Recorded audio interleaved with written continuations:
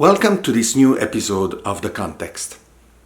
Over the course of the past 20 years, we built incredible platforms for social media, social networks, where we engage as individuals, governments, corporations, brands, and it is almost inconceivable to believe that we could be without.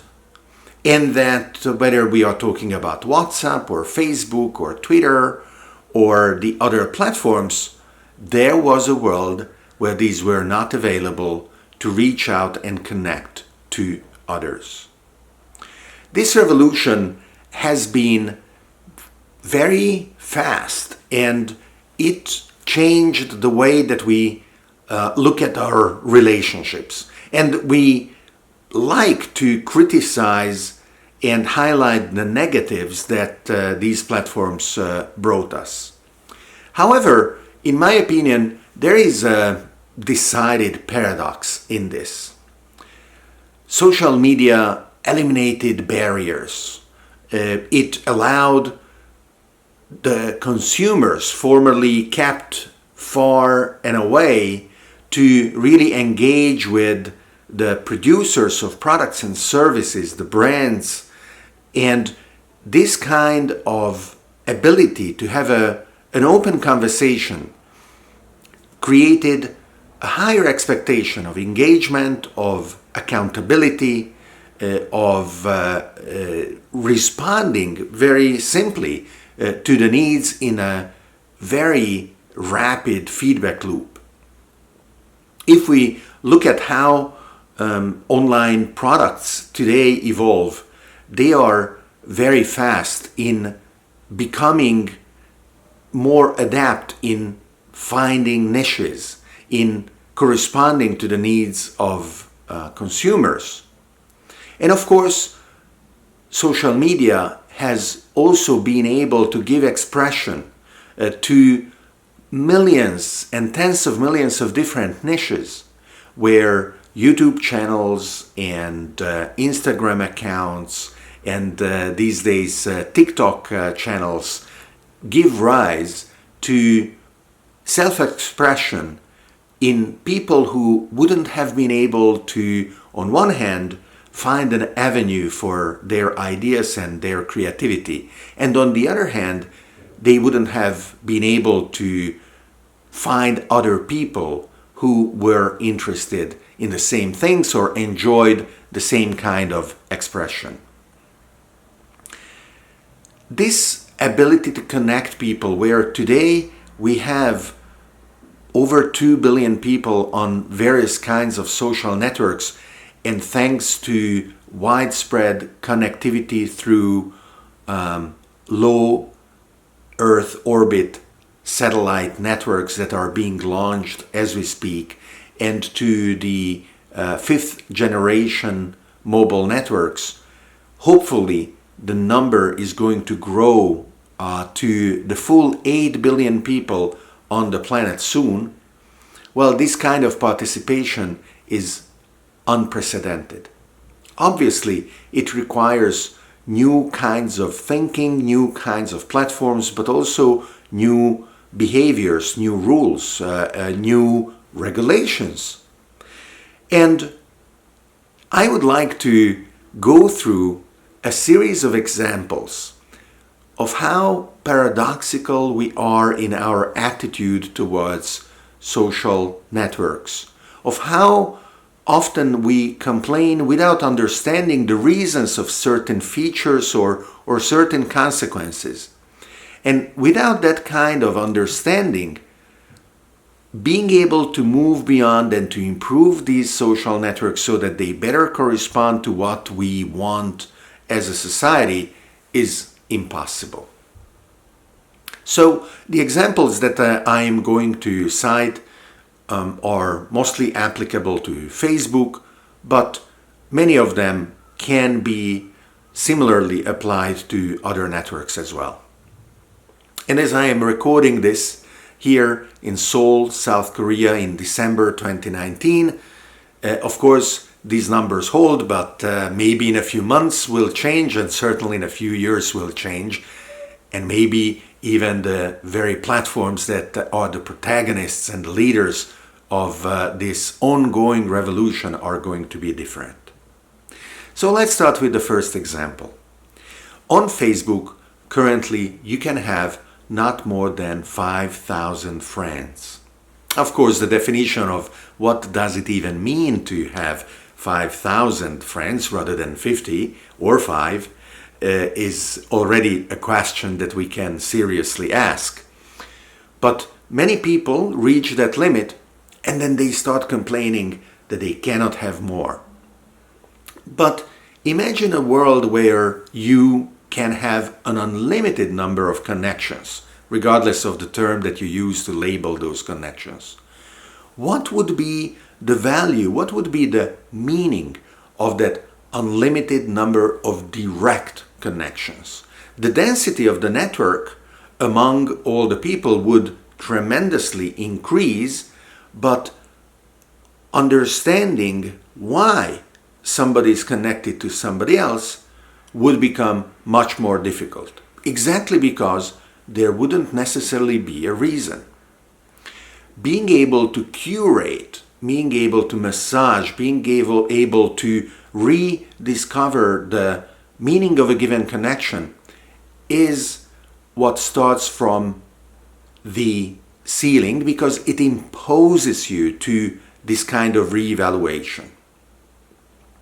I am personally at that limit, and I receive a lot of connection requests, and I evaluate each of them very carefully.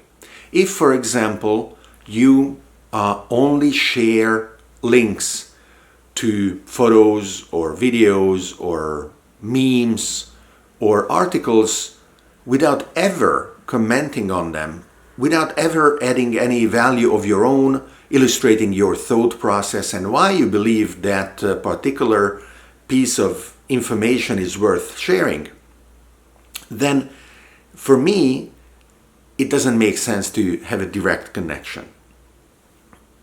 Everything I post on Facebook is public, so you will be able to follow those posts even if we are not connected.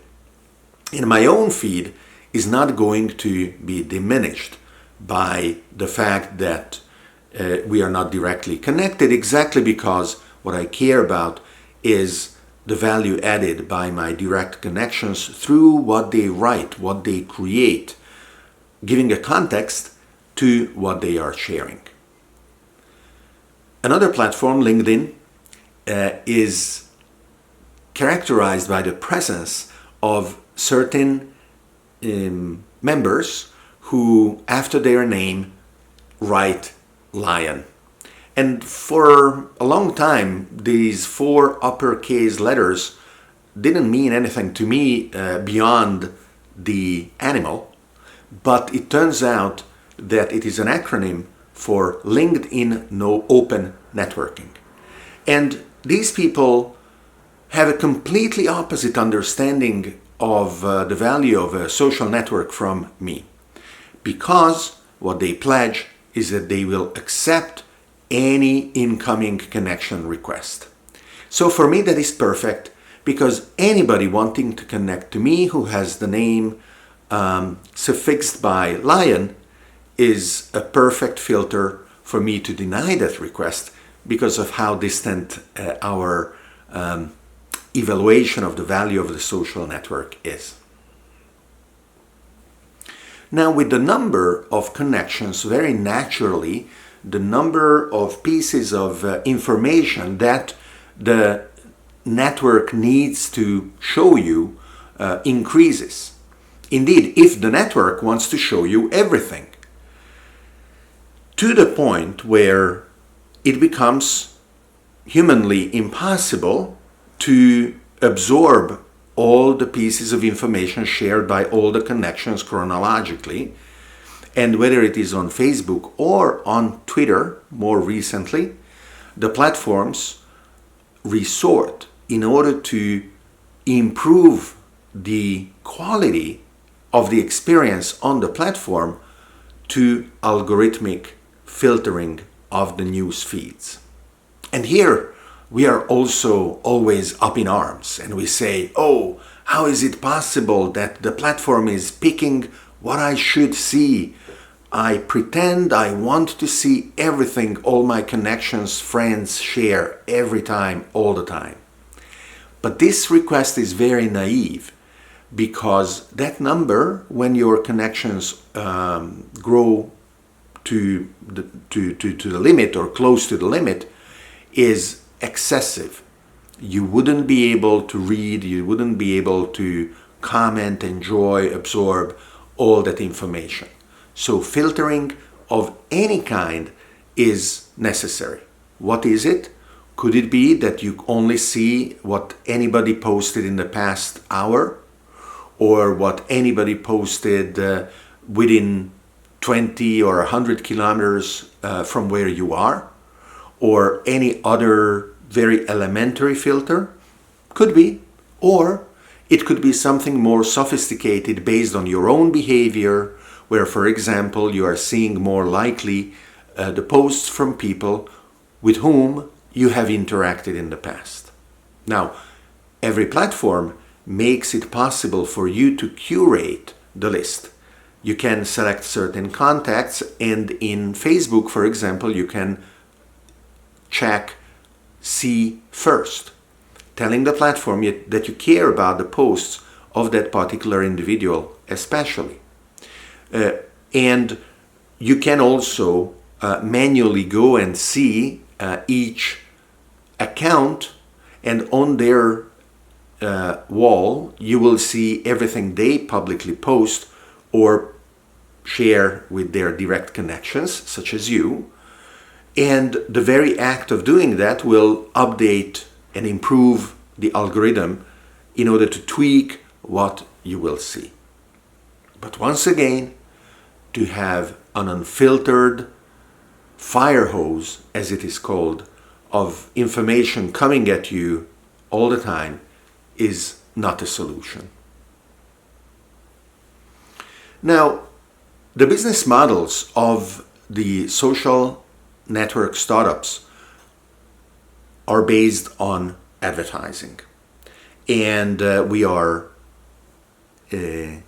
profiled, we are identified through our various types of behavior, both on the platforms and more recently via different types of tracking codes, also off the platform, wherever we interact with a digital device, in order for them to better be able to offer us products and services that we are likely to buy, so that their advertisers will see a return on their investment and put in more money and keep the engine of the social network business going.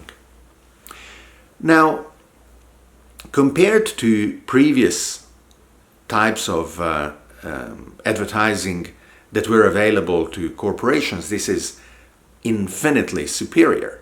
But of course, the flip side is the extreme degree of knowledge that the platform has on us. The naive request is, well, at least Facebook should give me what my data is worth, and then I would be okay with being profiled. Well, it turns out this is not at all the case. On one hand, even though Facebook earns tens of billions of dollars through their advertising income, and they have comparatively very little overhead, both in terms of the number of employees that are needed to generate that income and in terms of the capital expense in their data centers. So they have a very, very high profitability. If they, for whatever reason, were to decide to distribute that money to the people who are on the platform, that would be not a lot of money per capita. It would be just a few dollars for each of the 2 billion participants in the Facebook ecosystem between Facebook itself, Instagram, Messenger, WhatsApp, and whatever else is already there or it's coming. And on the other hand, it is possible to participate in the value aggregated and concentrated by Facebook. You only have to buy a Facebook share. And once you have the share of Facebook as a corporation, you will benefit from the money that they earn, either through the appreciation of that share in the future, or whenever they decide that they will start distributing dividends. Another paradoxical or contradictory view that we hold around this is that we both complain about the unsustainability of money-losing startups where hundreds of millions or even billions of dollars of investor money are burned and wasted, and still the company cannot find a path to profitability. And at the same time, we complain about the fact that Facebook and Google and Amazon and others are excessively profitable, exactly because they did find that business model that enables them to reap the profit that others lack. The content that we are providing to each other and to ourselves on these platforms is valuable as measured by the profit that these companies are making. But it is also constantly being re-evaluated for additional different kinds of value that it can provide. And on one hand, we are excited and energized about the opportunity of sharing information freely. And we want this information to be uncensored and to be able to express our points of view and to reach globally other people who have the same opinion as we do. And we get extremely upset if we are, for whatever reason, limited or impeded in our ability to make use of this platform for unfettered free expression. But on the other hand, we perfectly understand that it is crucial for certain type of information, violence, abuse, and false information of many different kinds to be blocked on the platform. Actually, we pretend that the algorithms that we complain about when they are applied to other facets of the participation, the algorithms should be perfect in being able to select what unlawful information should not be shared on the platform. Even more so because when those algorithms are not able to do so, large numbers of people are subjected to the soul destroying job of actually having to make the judgment day after day, hour after hour, image after image, that that particular image or video or post should not be on Facebook and flag it as a consequence. So, do we want the information to be free, or do we want the information to be censored?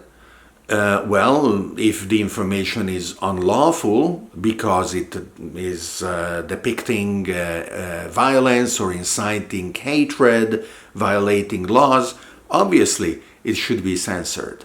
But according to whose laws? And what is illegal in one place, not illegal in another? Or what country actually is actively interfering with the civil life of another, because it truly believes that the laws of that other country should be changed in order to better conform to the perception of the world of the first. And what should Facebook do? Should Facebook obey the laws of the first country, the second country, where its headquarters is, where the most money comes from, where the highest number of people are adopting the platform, securing future growth and benefit to its shareholders? It is a very, very hard problem to solve, and certainly Facebook has not solved it, especially because not only people of goodwill are doing what they want to do, and sometimes unwittingly violating either the terms and conditions of Facebook as a platform or the laws of their country or another country.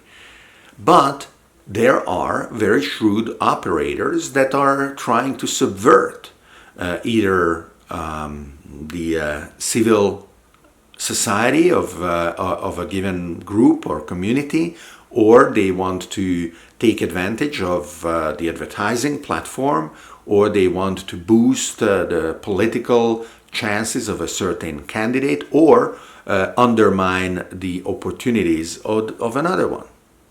So definitely being able to navigate the balance and evolve positively the platform is not an easy task. Now, there is a huge difference between the current platforms as we see them and what the internet used to be 20 years ago. And the most fundamental difference, as I see it, consequence of which many others have emerged, is the lack of interoperability. When the World Wide Web was invented by Tim Berners-Lee in the first half of the 90s, so now more than 20 years ago, more than 25 years ago, the language that he created, HTML, hypertext markup language, and the transfer protocol, HTTP, were not perfect, but they have been widely adopted and they have served very well the needs of ever-increasing global community of solutions and services, evolving with the times, introducing new features, but always maintaining its mandate, its objective of interoperability. Now, there have been attempts to subvert this as well in the browser wars of the 90s, when Netscape was leading first and then Microsoft took over and killed Netscape, and then more recently Google with the Chrome browser took the lead, even though Safari created by Apple and Edge created by Microsoft have their own followers and supporters, and new browsers are also emerging, like the Brave browser that is based on a completely different advertising model and data ownership model. Well, these attempts always extended the standards of interoperability in strange ways, trying to achieve their own advantage. But at the end, it was very evident that everybody would benefit from being able and point a browser to a website's page, to a given URL, and make sure that the information would be displayed, that the interactivity could happen and so on. This almost never happened on the successive layer of social media and social networks that were created on top of the internet and web infrastructure. When you go to Facebook and you link a page or another user typing their name and the platform highlights that, letting you maybe pick the right one from a list of plausible alternatives, and then once you post, that name is represented with a light blue background. That is the behavior that we have always had on the web of links, hyperlinks. And on the web, it has never been the case that a hyperlink that was valid for a certain website would become invalid on another website. However, today it is not possible to link one person on Facebook and to know that the text, if you copy and paste it on Twitter, it will correctly link the same person on Twitter. The syntax is different, the identities are different, the behavior of the platform, even the semantic, the meaning of what it means to link can be different. And starting from this very elementary observation of the meaning and the implementation of the link, you can understand that more advanced behaviors on these platforms are also completely breaking interoperability. I think this is the original sin of social media and social networks. Starting from a point of ownership and a closed garden mentality, there hasn't been a sufficiently powerful movement towards finding standards, creating standards, and adopting standards that would allow a new interoperability to emerge. There have been attempts. For example, Google, when they launched their messaging platform, Hangouts, they created a gateway based on the XMPP standard that allowed anybody to interface and both receive and send messages to Google Hangout. So it would be possible for one person to write on Google Hangout and the other person to receive the message on Skype or Facebook Messenger or WhatsApp, and for the reverse also to be true, so that somebody writing on Facebook Messenger could send a message to somebody using Google Hangouts. And then they stopped. They stopped providing it, they closed the gateway because none of the others wanted to use it. They decided there was more value in keeping the closeness, in breaking the interoperability, in holding their users hostage. So, what is the future going to hold? There are, as we speak, a couple, well, probably a couple of dozen, but let me highlight a couple of new platforms that are emerging. MeWe and WT Social. In particular, WT Social, created by one of the founders of Wikipedia, is aiming to subvert the advertising model and the data ownership model of Facebook. The measure of success of WT Social and other new social media platforms is not going to come from how many direct connections they allow or how sophisticated their algorithm is to show relevant pieces of information in the newsfeed. It will come from how ambitiously they will implement the interoperability across many platforms that the current generation of social networks are lacking. So good luck with the experimentation. We still have 6 billion people to connect. So let's give them tools that are empowering and emancipating rather than enslaving and corrupting. And let's keep in mind what are the paradoxes of our complaints when we are looking at the current solutions and provide feedback that is constructive in order to overcome and use these platforms at their fullest. Thank you for watching The Context this week from Soul, and I am looking forward to welcome you to the next episodes wherever in the world I am going to be recording them for you.